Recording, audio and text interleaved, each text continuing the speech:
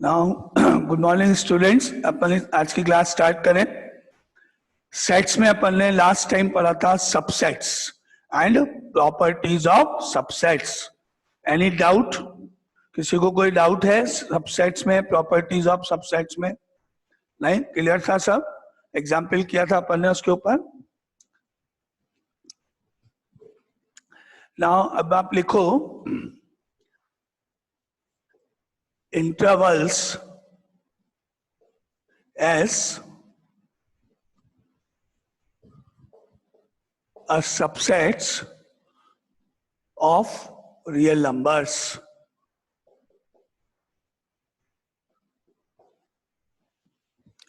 Intervals as a subsets of real numbers. देखो, first interval को हम बोलते हैं closed interval. First is known as closed interval. Closed interval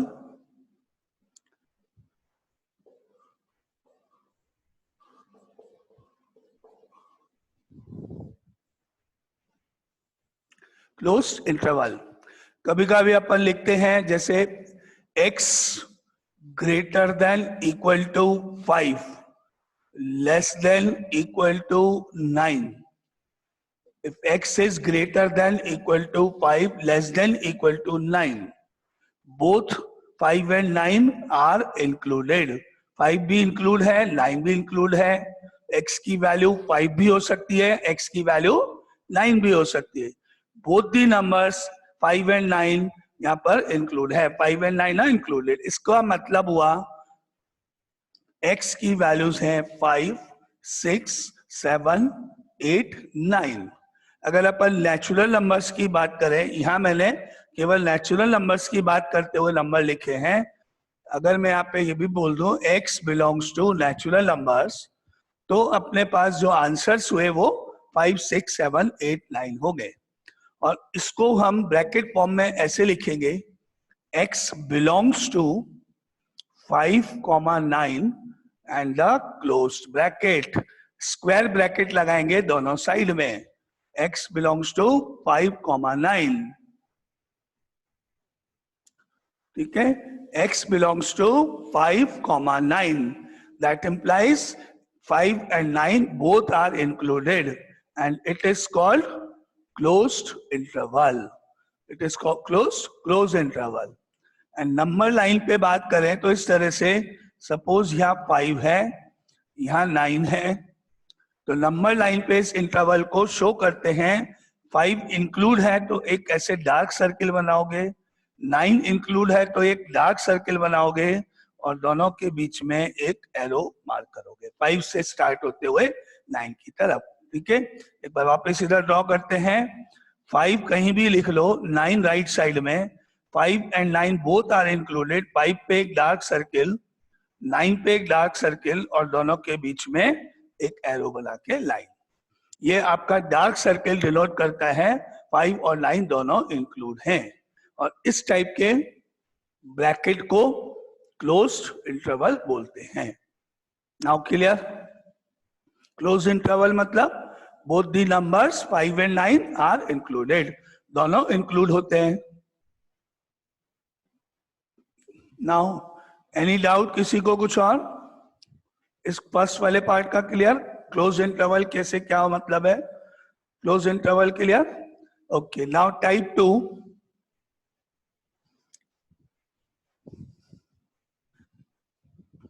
type 2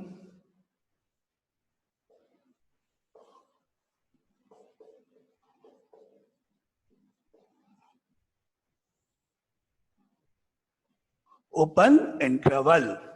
Second type is open interval.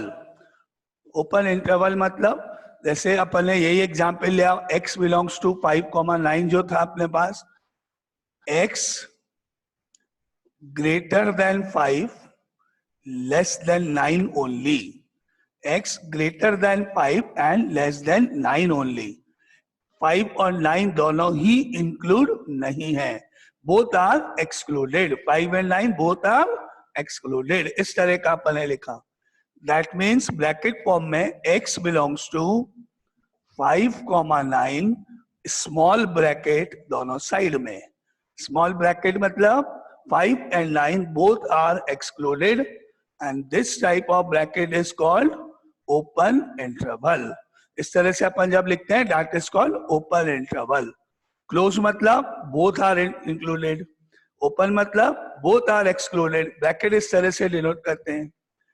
और इसमें अगर numbers की बात करें अपन तो इसमें x की वैल्यूज हो जाएंगी 5 नहीं होंगी 6, 7, 8. 5 नहीं होगा. अगर मैंने अभी नेचुरल नंबर्स के केस में लिखा है 6, 7, 8, 5 and 9 नहीं होगा. और नंबर लाइन पे अगर मैं इनको प्लॉट करूंगा तो 5 इधर 9 इधर. ओपन इंटरवल के लिए एक हॉलो सर्किल एंड 9 पे भी एक हॉलो सर्किल दोनों पे अप्लाई करो. ओपन इंटरवल मतलब बोथ आर एक्सक्लूडेड, तो दोनों पे आप ओपन सर्किल लगाओगे और इस तरह से दोनों के बीच में एक एरो लगा के लाइन मार्क कर दोगे.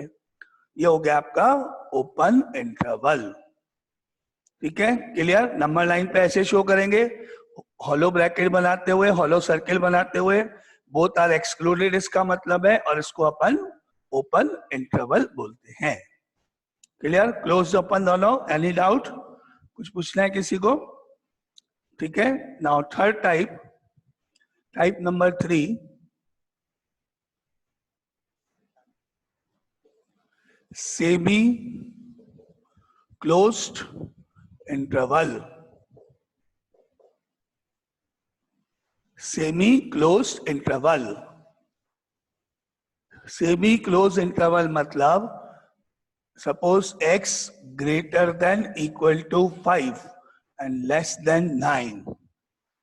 ठीक है, एक साइड में तो ग्रेटर देन के साथ इक्वल टू का साइन स्टार्टिंग पे. 5 तो इंक्लूड है लेकिन 9 इंक्लूड नहीं है. तो इसका मतलब हो गया x की पॉसिबल वैल्यूज हैं 5, 6, 7 एंड 8. 5 इंक्लूड है, 9 इंक्लूड नहीं है. पॉसिबल वैल्यूज हो गई 5, 6, 7, 8. और ब्रैकेट फॉर्म में ऐसे लिखेंगे x बिलोंग्स टू 5,9. 5 पे तो स्क्वायर ब्रैकेट इंक्लूड होता है, तो स्क्वायर ब्रैकेट 5 के पहले और 9 के बाद में open bracket. Half closed half open, close bracket open bracket, semi closed. ठीक है. 5 इंक्लूड है, ये स्क्वायर ब्रैकेट बताएगा. 9 एक्सक्लूड है, ये ब्रैकेट बताएगा. नंबर्स 5 आ सकता है, 9 नहीं आएगा. एंड नंबर लाइन पर ऐसे जाओगे, सपोज 5 देन 9. 5 इंक्लूड है इसलिए डार्क सर्किल, 9 एक्सक्लूड है इसलिए स्मॉल सर्किल, हॉलो सर्किल, और बीच में इस तरह से एक एरो बना के लाइन मार्क कर दो. ये हो गया क्लोज्ड, ये हो गया ओपन. ये डार्क सर्किल बताएगा 5 इंक्लूड है, हॉलो सर्किल बताएगा 9 एक्सक्लूड है. That is called semi closed interval. Any doubt? नहीं? और कोई, किसी को और कोई डाउट इसमें? ये क्लियर. आगे मूव करें नेक्स्ट पे. फोर्थ बचा है इसका part. Okay. Now fourth is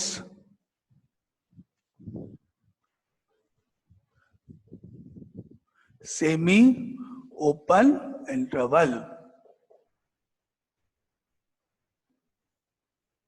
semi open interval. ठीक है. सेमी ओपन इंटरवल मतलब if x is greater than 5 but less than equal to 9. 5 exclude है बट 9 इंक्लूड है. 5 से ग्रेटर और 9 से लेस. नंबर्स आर पॉसिबल है 6, 7, 8, 9. Excluding 5, including 9, possible numbers are 6, 7, 8, 9. And bracket form में x belongs to 5,9 open bracket and close bracket. 5 exclude है, 5 exclude है इसलिए open bracket, 9 include है इसलिए close bracket. ठीक है. नंबर लाइन के ऊपर इस तरह से 5 इधर, 9 यहां पर, 5 ओपन, 9 क्लोज डार्क, एंड ये इस तरह से एरो लगाते हुए 5 पर ओपन ब्रैकेट है, एक्सक्लूड करा, 9 पे क्लोज ब्रैकेट है, इंक्लूड करा, और एरो लगाते हुए इस तरह से मार्क करोगे। ये आपके 4 डिफरेंट इंटरवल्स पॉसिबल है। 4 टाइप्स के इंटरवल्स होते हैं। Closed both are included, open both are excluded, semi closed first include है, सेकंड एक्सक्लूड है number, and semi open first exclude second include. Number line पे ऐसे ब्रैकेट का शेप मैंने आपको चारों एक्सप्लेन। नाउ एनी डाउट चारों में किसी में? ये क्लियर? ब्रैकेट्स को कैसे अप्लाई करते हैं आंसर लिखते समय? ठीक है, ओके।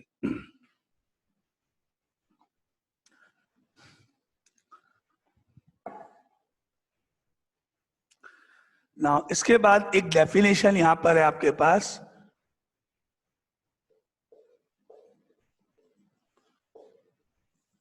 पावर सेट, सबसेट के बाद पावर सेट क्या होता है?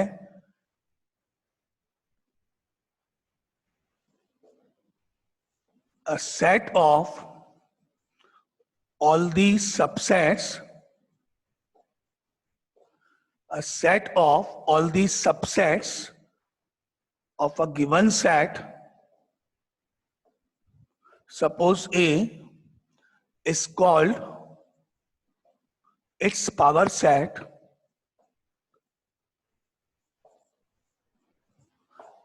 A set of all these subsets of a given set A, कोई एक सेट A है, गिवन उसके कुछ नंबर्स हैं, उसके अपन ने क्या बनाया? एक सेट बना दिया, सेट सारे सबसेट्स को लेके।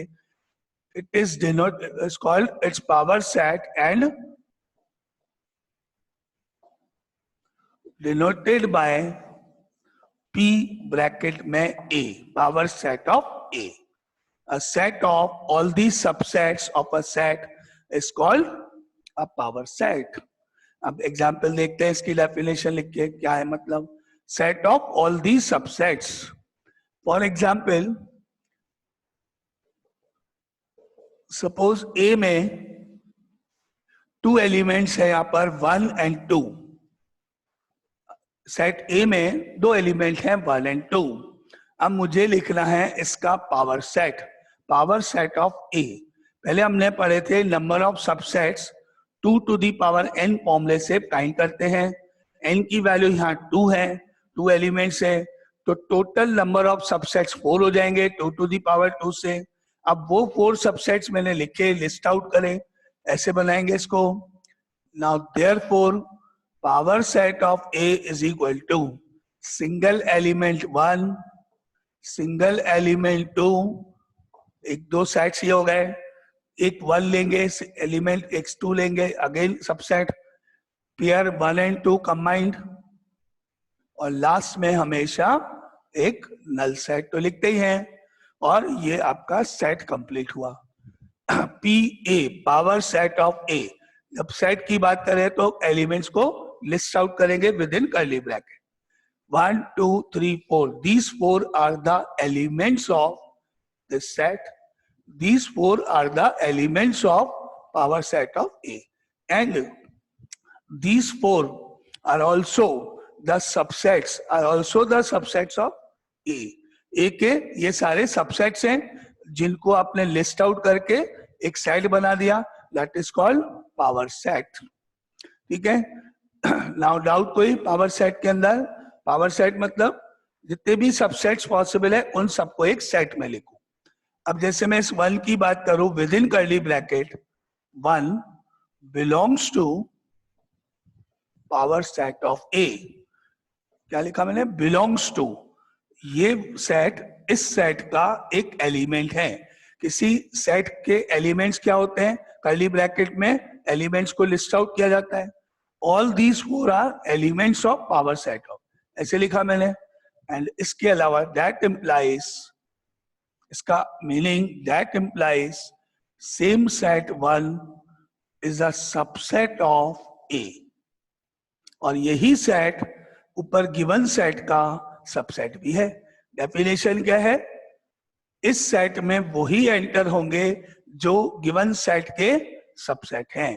तो पहले तो गिवन सेट का सबसेट होगा ना, तो अब मैंने बोला इसका सबसेट क्या है? ये है, और इसीलिए ये इसका एलिमेंट है। दोनों ट्रू है।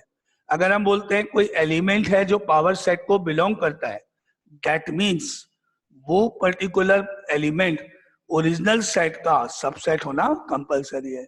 या हम बोलते हैं किसी ओरिजिनल सेट का ये एलिमेंट सबसेट है तो वो पावर सेट को बिलोंग कर देगा इन जनरल। सिमिलरली एक और, जैसे 2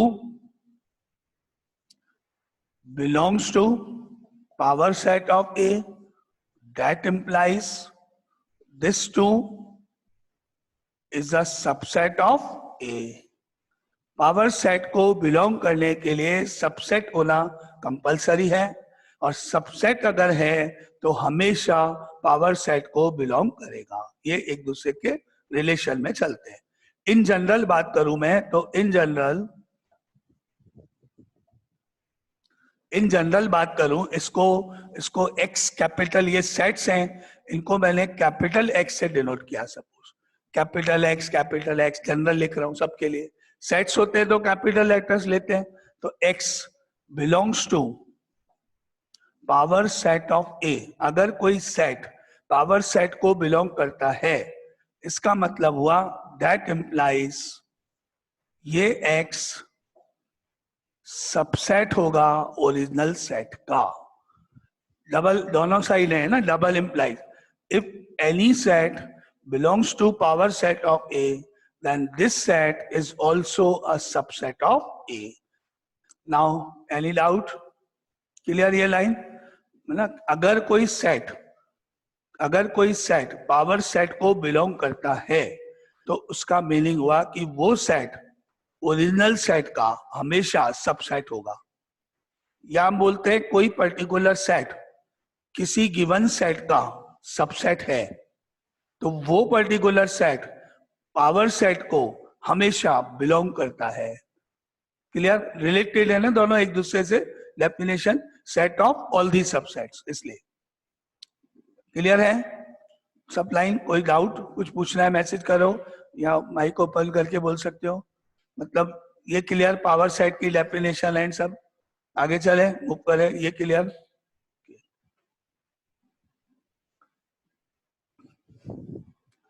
ना पावर सेट के बाद आता है universal set.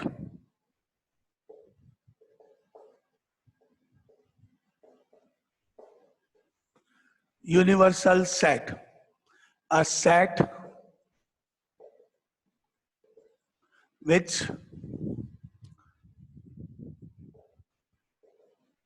contains all the elements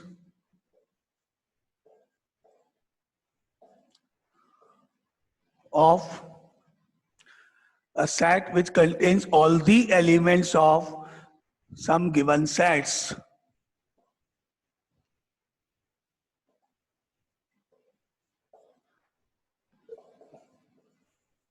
is called a universal set.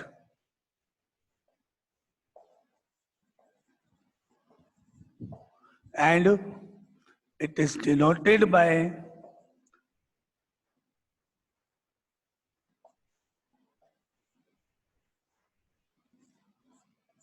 Capital U। एक कोई सेट इस तरह से हम बनाएंगे जो जितने भी गिवन सेट्स हैं उन सबको अपने में कंटेन करे, उन सारे एलिमेंट्स को लिस्ट आउट करते हुए, उन सबको कंबाइन करते हुए अपन बनाने जाएंगे। And that is called a universal set denoted by capital U। Capital U से उसको डिनोट करते हैं। फॉर एग्जाम्पल,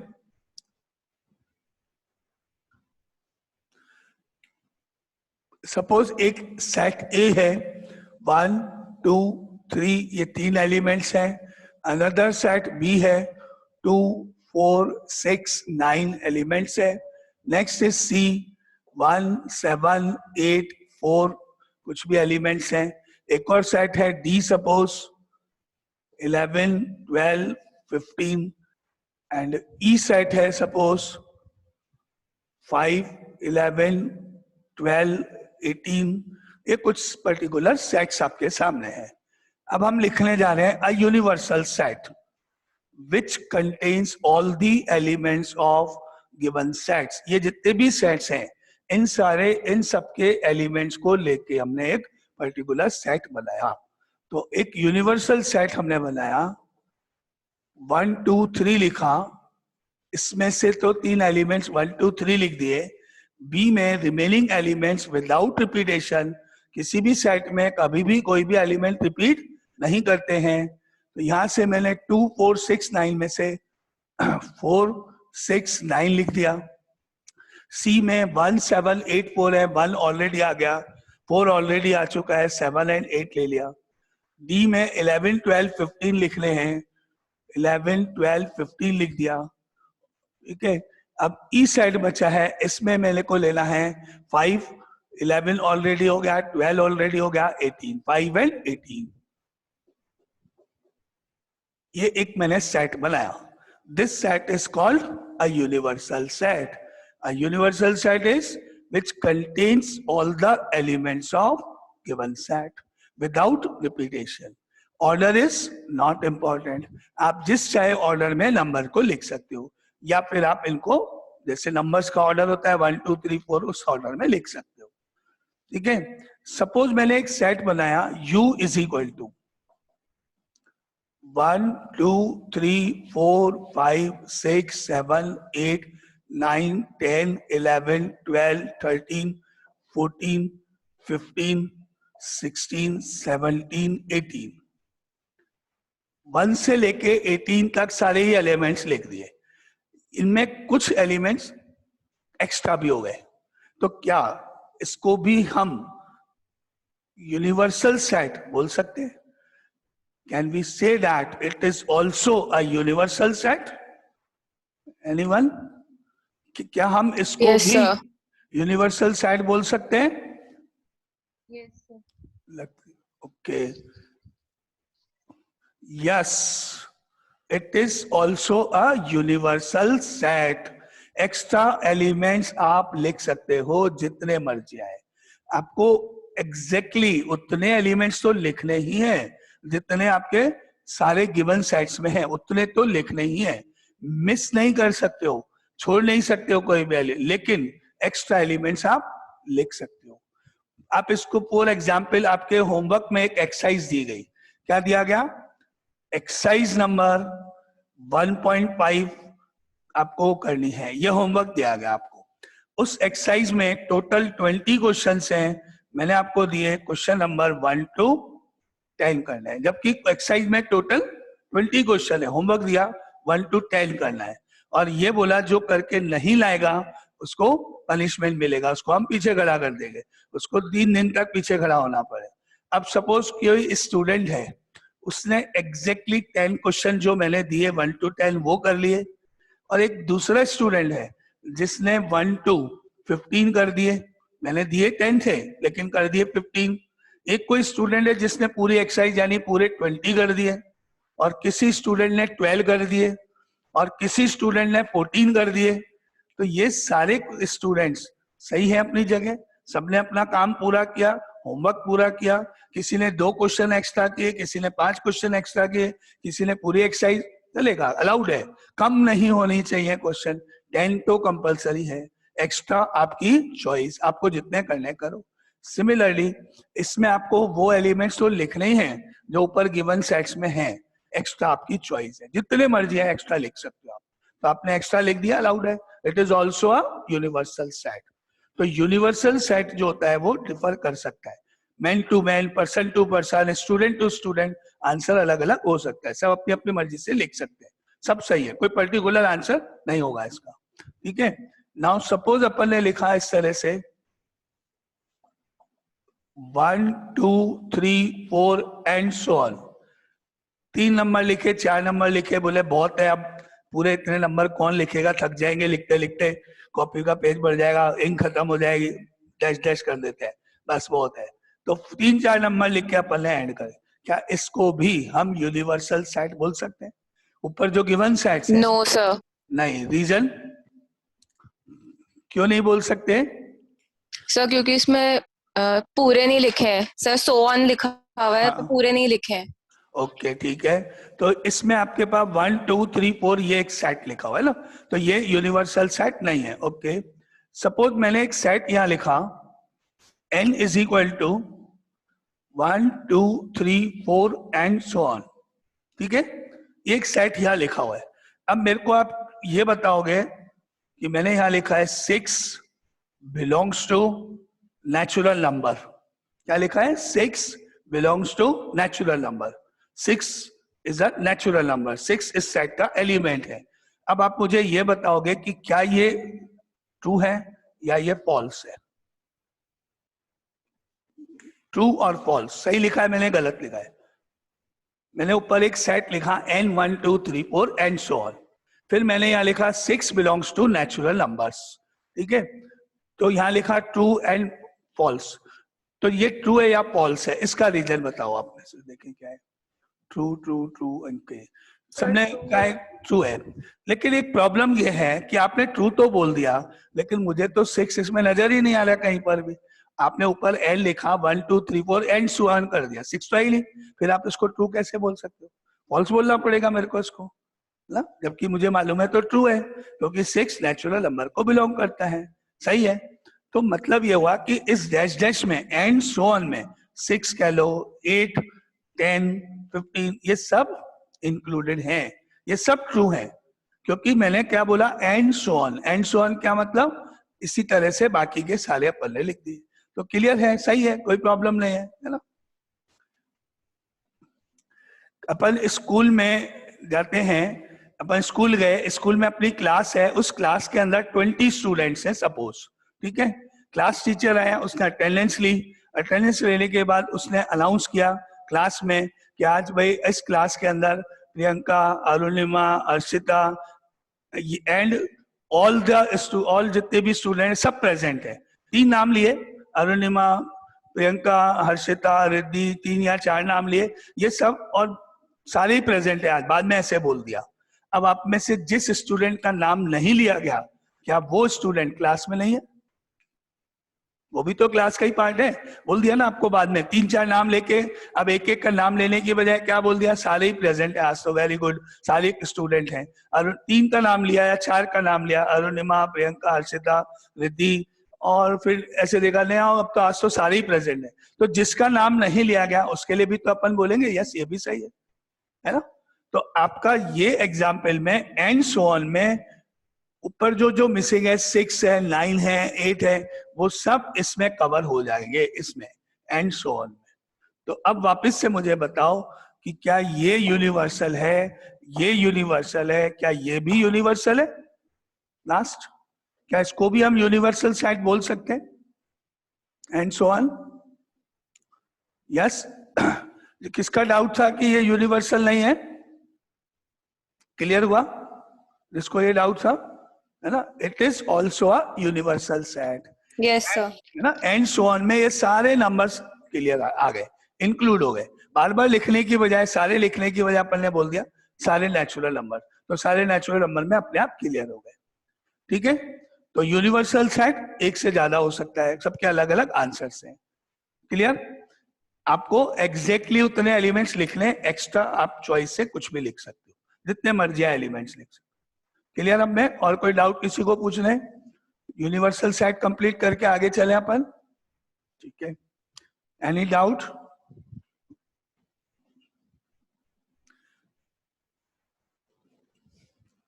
तो यूनिवर्सल सेट हो गया, पावर सेट हो गया। अब आगे चलते हैं नेक्स्ट पार्ट पे। Next definition is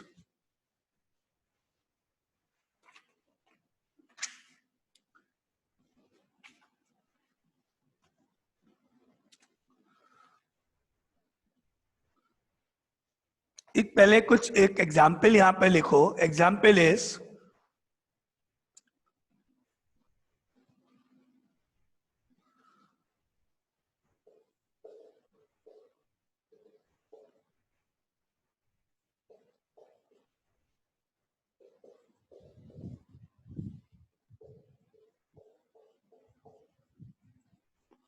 determine whether it is true or false.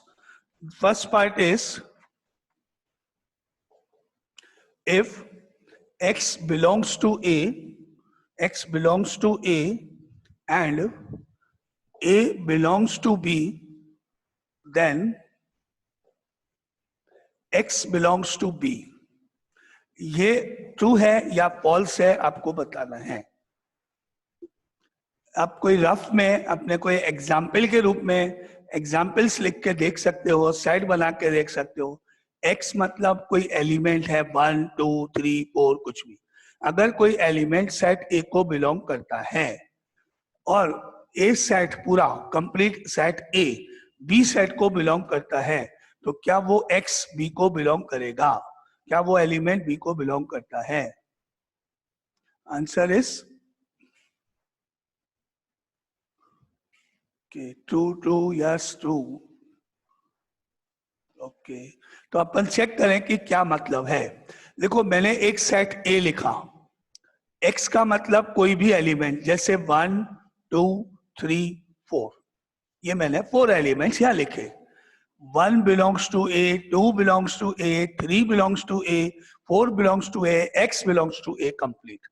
ये हो गया एक पार्ट। अब मैंने एक सेट B बनाया।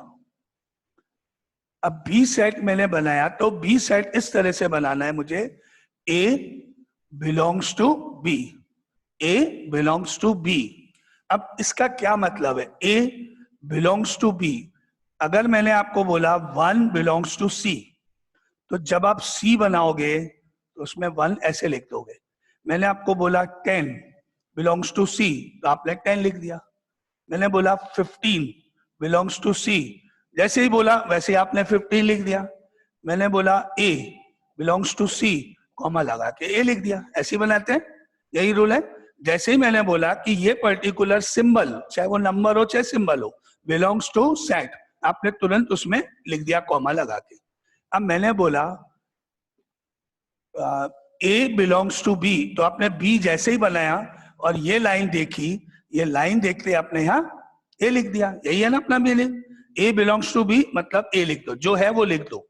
अब आपने देखा और तो कुछ मेंशन नहीं है, आपने कहा चलो अपन 10 डाल देते हैं, अपन 15 डाल देते हैं, बस खत्म, ऐसे कर देते हैं, हो गया। ये जो कंडीशन है वो पूरी करी, एक्स्ट्रा आपने कुछ भी लिख दिया। अब आपने देखा नेक्स्ट लाइन में इस ए का मीनिंग तो नहीं दिया हुआ है, कहीं क्वेश्चन में क्यों नहीं है ए कहीं लिखा हुआ, तो आपको नजर आया अरे ए तो इसके इक्वल है, ए की मीनिंग तो दे रखी है अपने को। अपन करते हैं ना नेक्स्ट स्टेप में पुटिंग द वैल्यूज ऑफ, ऐसे करके लिखते हैं ना। तो अब आपको दिखा नेक्स्ट स्टेप में कि ए की जगह में ये पूरा पार्ट लिख सकता हूं, क्योंकि एक इसके इक्वल है इसके। तो आपने बनाया नेक्स्ट लाइन में that implies B is equal to, A की जगह आपने ये पूरा, ए मतलब ये पूरा इंक्लूडिंग कर्ली ब्रैकेट, आपने लिखा 1 2 3 4, ऐसे लिख दिया। नाउ 10, नाउ 15, ऐसे लिख दिया आपने, ठीक है, ओके। अब मैंने आपसे ये पूछा x belongs to A and A belongs to B, then x belongs to B, true है या फॉल्स। अब इसमें जितने एलिमेंट्स है सब x है। देखना, पहला देखा मैंने 1 belongs to A, 1 belongs to A मतलब x बिलोंग्स टू A हो गया। तो क्या मुझे बताना होगा, क्या मैं कह सकता हूं 1 बिलोंग्स टू B? क्या 1 B को बिलोंग करता है? बताओ एनीवन? यहां से मैंने देखा 1 बिलोंग्स टू A है और मैंने तुरंत कह दिया that means 1 belongs to B भी है। क्या ये करेक्ट है? एनीवन? क्या ये लाइन सही है कि मैं बोल सकता हूं 1 belongs to B? If 1 belongs to A, that implies 1 also belongs to B. सही है? करेक्ट है? Any doubt? ये आपका स्टेटमेंट रॉन्ग है। 1 B को बिलोंग नहीं करता है, रॉन्ग है। क्यों नहीं? क्योंकि 1 बिलोंग्स टू A है। अगर ये 1 बिलोंग्स टू B होता तो मुझे यहाँ कहीं पर दोनों के बीच में, यहाँ कहीं पर इन दोनों के बीच में, या स्टार्टिंग में कहीं पर 1 नजर आना चाहिए। यहाँ पर कहीं पर भी मुझे 1 नजर नहीं आ रहा है।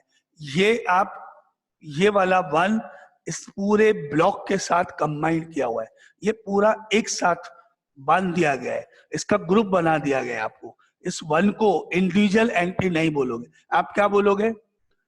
This whole block, this whole term, this whole expression, ये पूरा सेट, ये पूरा ब्लॉक बिलोंग्स टू B है। 10 बिलोंग्स टू बी है, 15 बिलोंग्स टू बी है, but 1 does not belong to B है। अब ये देखो कि यहाँ 1 ऐसे होता, यहाँ 1 ऐसे होगा, इस तरह से आपको लिखा होगा तो आप बोल सकते हो।